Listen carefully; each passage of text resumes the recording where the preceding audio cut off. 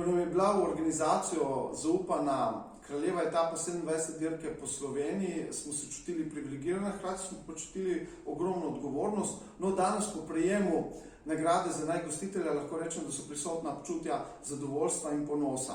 Ta nagrada je na nek način nagrada celotni destinaciji, kajti na skupni imenovalec je stopila Vipavska dolina, Soška dolina, Kras, Brda, Nova Gorica kot stičišče in sicer z obilico entuziazma, srčnosti, predvsem pa kvalitete.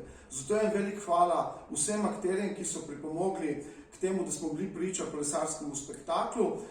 Mogoče bi pa vseeno izpostavil županovega svetovalca na področju kolesarstva, to je gospoda Roka Lezeja in seveda patra Bogdana Knausa, kateri nas je na Sveti Gori sprejel z odprtimi rokami. Ta nagrada je samo še ena svetla točka na ambiciozni daljici tega čezmejnega goriškega prostora, kateri ima jasen cilj, to pa je, da postanemo destinacija prepoznana kot raj za kolesarje.